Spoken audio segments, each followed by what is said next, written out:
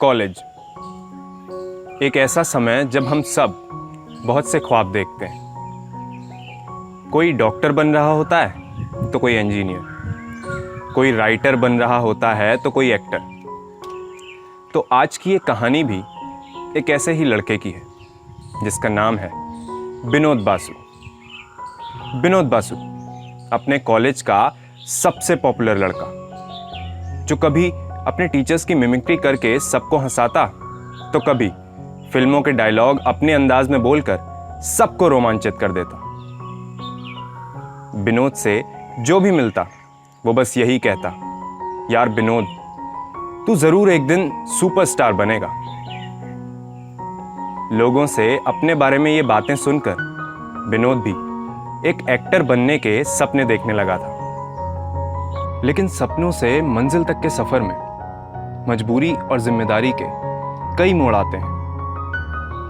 विनोद की जिंदगी में भी एक ऐसा ही मोड़ तब आया जब ग्रेजुएशन के लास्ट ईयर में उसने एक कार एक्सीडेंट में अपने पापा को खो दिया। विनोद, जो अपने हाथों में अपने ख्वाबों की टोकरी लेकर खड़ा था, अचानक परिवार की सारी जिम्मेदारियों का भार उसके कंधे पे आ जाने से वो टोकरी उसके हाथ से छूट के गिर गई और उसके सारे ख्वाब बिखर गए। परिस्थितियों ने कुछ ऐसी करवट ली कि कॉलेज का मोस्ट पॉपुलर बॉय किराने की एक छोटी सी दुकान में सिमट कर रह गया। उसके लगभग सभी दोस्तों ने उसका साथ छोड़ दिया क्योंकि अब वो एक दुकानदार था। बस उसके साथ पढ़ने वाले साहिल ने उसका साथ कभी नहीं छोड़ा। कुछ सालों बाद विनोद की दुकान ठीक ठाक चलने लगी और उसकी जिंदगी भी धीरे धीरे पटरी पर आने लगी। एक दिन साहिल ने विनोद को फोन करके बताया कि कॉलेज का रीयूनियन हो रहा है। विनोद ने आने से मना किया और बोला, नहीं यार साहिल, मैं अब वो विनोद नहीं रहा जो सबको हंसाता था, जिससे सब मिलना चाहते थे, और वैसे भी अब तो सब मुझे इग्नोर करते हैं। साहिल ने विनोद को समझाते हुए कहा, तुझे बाकियों से क्या मतलब, तू मुझसे मिलने तो आ सकता है ना, तो बस तुझे आना ही पड़ेगा। विनोद ने साहिल की बात मान ली और रीयूनियन में जाने को तैयार हो गया। वक्त गुजरा और रीयूनियन का दिन आया। विनोद ने अपनी अलमारी से सबसे अच्छे कपड़े निकाले और तैयार होकर अपने कॉलेज पहुंच गया। वही हुआ जो विनोद ने सोचा था। वहां मौजूद उसके सभी साथियों के कपड़ों के सामने उसके कपड़े फीके निकले। उन जाने अनजानों की भीड़ में सिर्फ साहिल ही उसे पहचानता था। कुछ लोग उसके बदले हुए हुलिये की वजह से उसे नहीं पहचान पाए, तो कुछ ने जानबूझकर उसे इग्नोर किया। रीयूनियन की पार्टी बस चल ही रही थी कि अचानक स्टेज से एक अनाउंसमेंट हुआ। अब सभी लोग बारी बारी से स्टेज पर आएंगे और अपने लाइफ के एक्सपीरियंस सबके साथ शेयर करेंगे। सब एक एक करके स्टेज पर जाने लगे और अपनी बड़ी बड़ी नौकरियों और अपने लग्जरी लाइफस्टाइल के बारे में सबको बताने लगे। विनोद काफी अनकंफर्टेबल था। खैर, वक्त बीता और विनोद की बारी आई।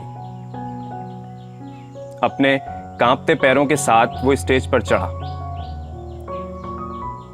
विनोद को स्टेज पर देखकर कुछ लोग बहुत हैरान थे। उनकी आंखों में सवाल था, ये है कौन? और कुछ के चेहरे पर घमंड भरी मुस्कान थी। कुछ देर चुप रहने के बाद विनोद ने बोलना शुरू किया, मैं विनोद बासु, जी हां, वही विनोद बासु जो प्रोफेसर दास की एक्टिंग करके आप सबको हंसाता था। वही विनोद बासु जो बात बात पे फिल्मी डायलॉग्स बोलता था। वही विनोद बासु जो इसी कॉलेज में एक एक्टर बनने का बड़ा सा सपना देखता था। और अगर जिंदगी की बात करूं तो मेरी जिंदगी भी एक फिल्म की तरह रही। A film full of suspense and drama, जिसने कभी मुझे बहुत हंसाया तो कभी बहुत रुलाया। और कभी कभी बहुत ज्यादा बोर किया। लोग कहते हैं कि मेरी कलाकारी खत्म हो चुकी है, लेकिन मैं इस बात को नहीं मानता, क्योंकि कलाकार खत्म हो सकता है, लेकिन उसकी कला कभी खत्म नहीं होती। मैं कल इसी कॉलेज में जिंदगी का दिया एक अलग किरदार निभा रहा था, और आज मैं जिंदगी के एक अलग किरदार में हूं। और हो सकता है आने वाले कुछ सालों में जिंदगी मुझे कोई नया किरदार दे दे। बहुत अच्छा लगा आप सबकी बड़ी बड़ी नौकरियों और लग्जरी लाइफस्टाइल के किस्से सुनकर। आप में से बहुत से लोगों ने बताया कि वो नौकरी करने के लिए अपने शहर, अपने देश से दूर रहते हैं और अपने परिवार से महीनों या कभी कभी तो सालों तक नहीं मिल पाते। मैं कुछ पंक्तियों के साथ अपनी बात खत्म करता हूं। शहर की एक गली में मेरा एक छोटा सा मकान है। वहीं पास एक चौराहे पे मेरी किराने की दुकान है।